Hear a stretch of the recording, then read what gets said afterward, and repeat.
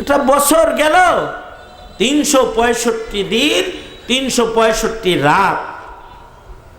কেমন কাটলো তোমার 365 রাত? এটা হলো হিসাব।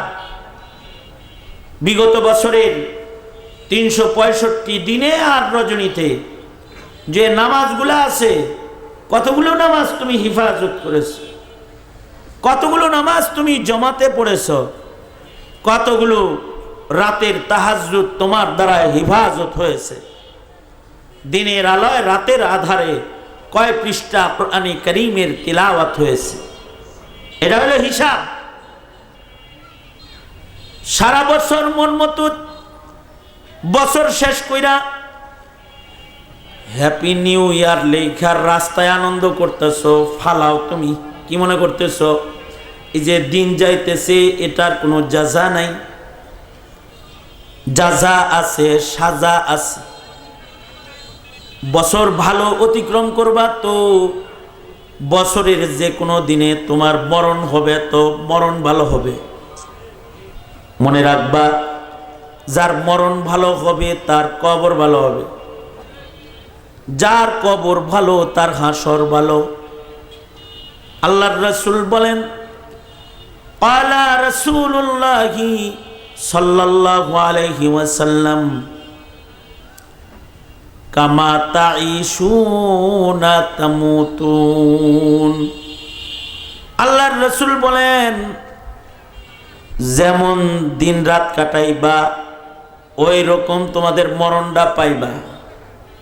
দিন রাত যদি ইবাদতে যায়, ভালো যায়, তাহলে মরণ তোমার ভালো হবে। আর যদি মরণ কারোর ভালো হয় তাহলে আশা করা যায় তার কবর ভালো হবে। কামা তামুতুন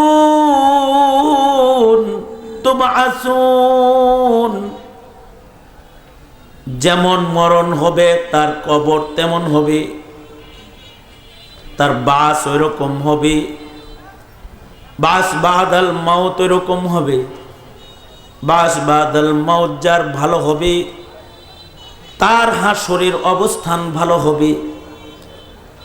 কামা তুবআসুনা তুহশারুন, বাস যেমন হবে ময়দানে মাহশরের হাজিরাটা তেমন হবে।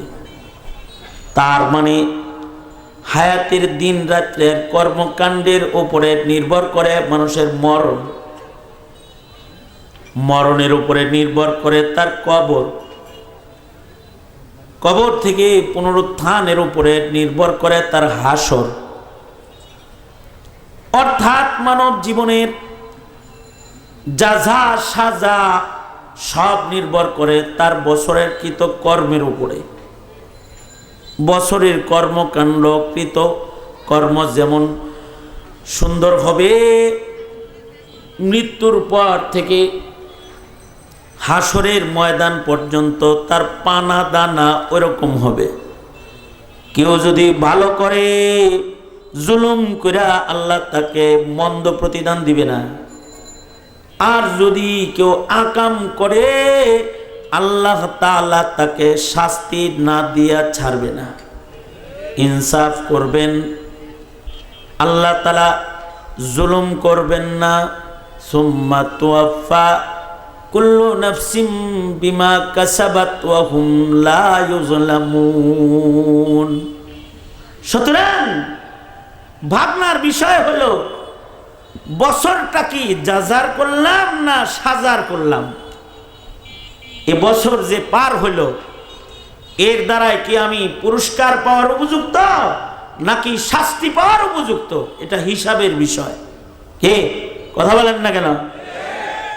যারা বছরের 365 দিন নামাজ পড়ছে, যারা প্রতিদিন কোরআন তেলাওয়াত করছে, যারা প্রতি মাসে আইয়ামে বীজে হিসাব করে রোজা রাখছে,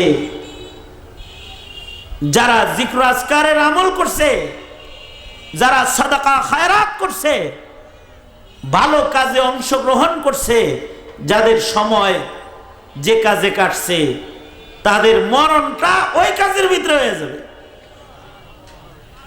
আর যদি গুনাহ করে কেউ, তাহলে গুনাহের উপরে মরণ হয়ে যাবে। গুনাহ পাপাচারের উপরে মরণ হইলে সমস্যা আছে।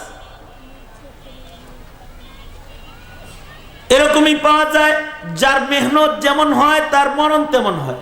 এই চক্করে 365 দিনের বছর শেষ হয়েছে তোমার আতশবাজির জন্য না, আর ঢোলে বাড়ি দেওয়ার জন্য না, নষ্টামি ভষ্টামি গুনাহের কাজ করার জন্য না।